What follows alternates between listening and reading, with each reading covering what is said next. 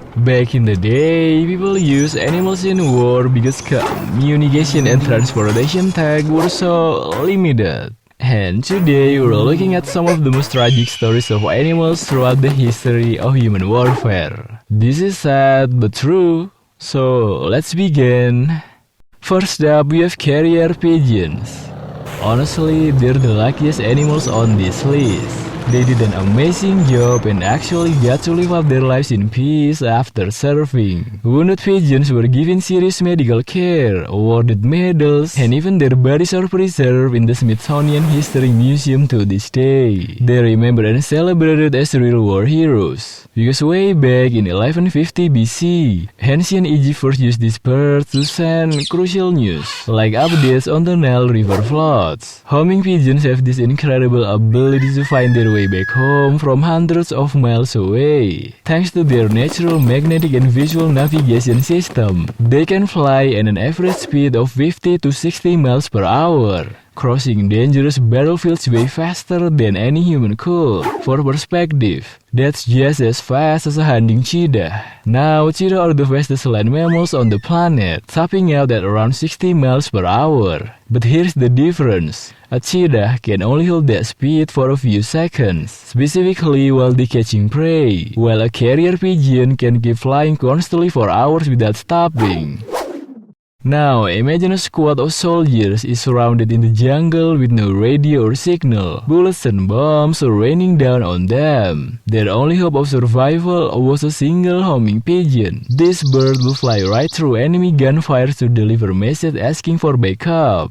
But the crazy thing is, pigeons were never actually trained on where to go. They just inherently know the way back home. When you take a pigeon far away from its home, even if you blindfolded the pigeons, put it in a pitch black cage and spin it around,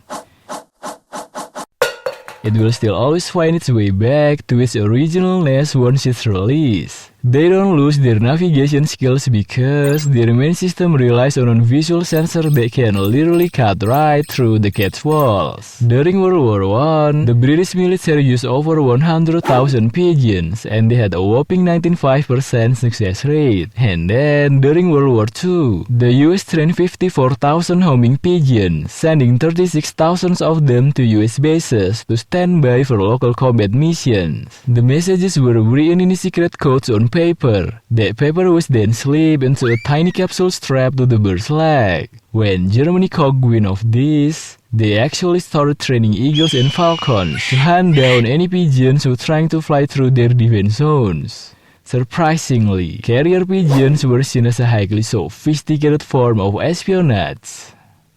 Next up, we have dolphins. Dolphins are still relatively lucky compared to the other animals on this list, and officially, they've never actually been sent on suicide mission in war. The US Navy first started using dolphins back in 1960. That time, researchers were completely blown away by the sonar capabilities of bottlenose dolphins, which can distinguish different types of metal, even in murky water or pitch black darkness. Dolphins produce high-frequency sound waves through air sac just below their blowhole. When these sound waves hit an object, they bounce back as an echo. This echo is picked up by the dolphin's sensitive lower jaw, which then sends the signal straight to its inner ear and brain. Their main jobs are detecting underwater mines, spotting enemy divers, and recovering military gear that sank to the ocean floor. Day to day, these dolphins live in netted pens built right into the ocean. Interestingly, the dolphins used by the Soviet military were rumored to live twice as long as wild dolphins. Yup, it's not a magic. It's just that they got guaranteed nutrition and were completely safe from predators. Plus, these military dolphins had 24/7 medical supervision. When it's time for duty, they release into the open ocean, and the dolphins will loyally follow wherever the trainer's boat goes. And what's crazy is, these dolphins rarely ever swim away. To the dolphins, the trainer is a best friend who always provides food, The trainer's boat will head to an area suspected of having enemy mines. Following the trainer's lead, the dolphins dives down into the ocean floor, searching for metal or anything unusual using its sonar. If the dolphins find something, the dolphins will swim back to the surface, returns to the boat and attaches its snout to a special device. Since dolphins obviously can't talk, the US Navy designed a simple yet genius mechanical system, so the dolphins could give accurate reports. Hanging off of the side of the boat into the water are two small paddles, one circular and one square, often called the response boards. The circular board means, "Hooray! I found something down there!" The square board means,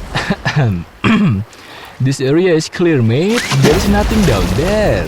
Once the dolphin signals that it found something, it dives back down to the mine's location to mark the spot using a buoy and anchor provided by the trainer. From there, a team of human divers will head to the buoy and swim down to defuse the mine. After a successful mission, the trainer rewards the dolphins with its favorite treat. This actually reminds me of how I trained my chihuahua, who used to always pee on my bed, which was a total nightmare. But I started giving him snacks every time he went in the bathroom. And guess what?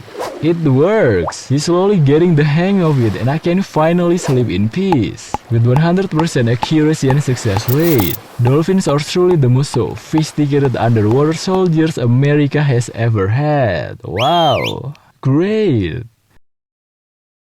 Moving on, we have honeybees. These creatures, which are supposed to just sip nectar from flowers, were actually categorized as the oldest biological weapon known to mankind. It all started when prehistoric humans would throw wasp nests into caves to smoke out enemies and force them out of hiding. Honeybees were used on an unimaginable mass scale. Thousands of hives were destroyed and millions of bees die in these conflicts. Almost no bees have ever survived, and that's because honeybees will really die after stinging a human. Their digestive tract, muscles, and nerves are all fused to their stinger. So when they sting, the entire system gets ripped out and left behind in the human skin. And they can just regrow their vital organs. There were actually plenty of bee tactics used in war, but here are two of the most absurd ones. The first tactic is the bee bomb. Soldiers back in the day will make a fragile clay pots and place hundreds of bees from their original hives inside them. Then the soldiers will wait on standby for enemy ships to pass by. After a while, when enemy ships came into view, the soldiers will immediately hurl dozens of these big grenades as hard as they could right onto the deck. The moment these big grenades smash against the ship, the pots will shatter. Thousands of furious bees will swarm out, attacking anyone and anything that moves. At that point, the only way to survive was probably to trick the bees by doing the mannequin challenge. Soldiers who were initially pumped up and ready for battle were now screaming in terror from the stings. They were forced to jump into the ocean to escape, allowing the enemy to easily take over the ship. The second tactic is the poisonous honey. This one can be categorized as one of the most cunning war tactics in history. Back in 67 BC, the Roman general Pompey the Great was leading his troops through Turkey. They were marching across the rugged terrain of the Pontus region, which is now northeastern Turkey. The local Heptic Hominid tribe knew they stood absolutely no chance against the Roman army. So instead of setting up an ambush and fighting these ironclad soldiers head-on, the locals used a different strategy. They knew the Romans would be starving and exhausted after such a long march. So, they intentionally left honeycomb along the trail for the hungry Roman troops to find. But this wasn't your average honey. It was made from the nectar of rhododendron flowers, which contains a poison. The mountains in that region of Turkey were covering these beautiful flowers, but little did the Romans know. Their nectar contains a neurotoxin called granotoxin. The bees that suck on this nectar produce a specific type of honey known as mad honey. When the Roman soldiers marched into the trap, they started devouring all the honeycomb left out for them, never once suspecting it was a trap set by the locals. In just a matter of minutes, disaster struck. That sweet taste turned into a biological nightmare as the gynotoxin began attacking the nervous systems. The Roman troops started hallucinating severely, seeing the world spin and losing their balance. Their heart rates plummeted, followed by violent vomiting and seizures, until they finally collapsed, temporarily paralyzed. The most feared army in the world was now lying helpless on the ground like they were completely incapacitated. Right in the middle of all that mass chaos and panic, the Hepticomede tribe emerged from hiding. They defeated the defenseless Roman soldiers. It was a sweet victory for the Hepticomede, but a tragic ending for the Roman army.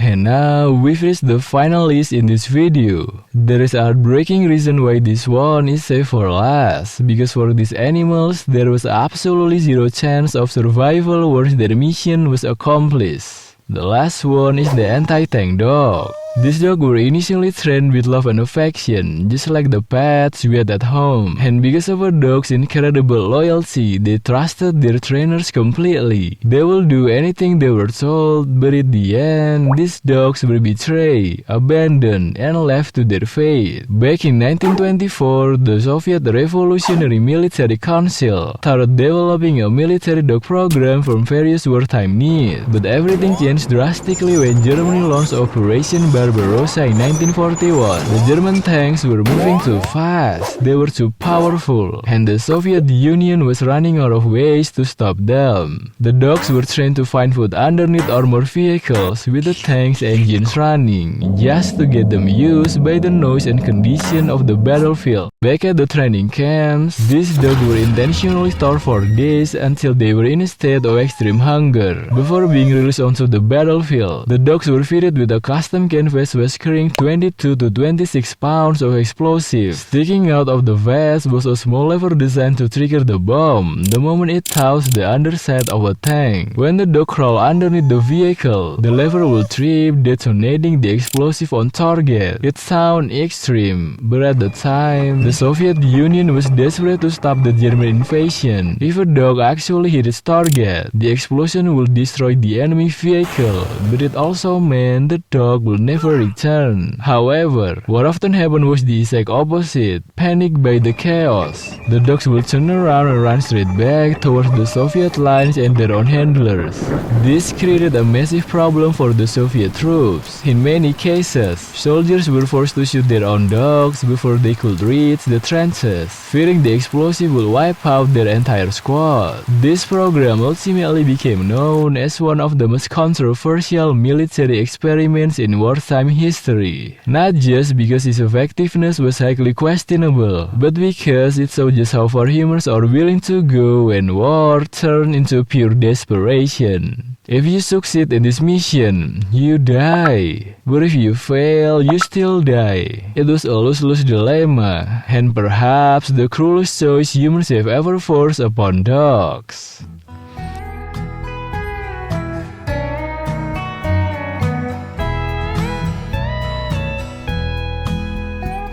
In the darkness, I could feel her thinking about somebody else.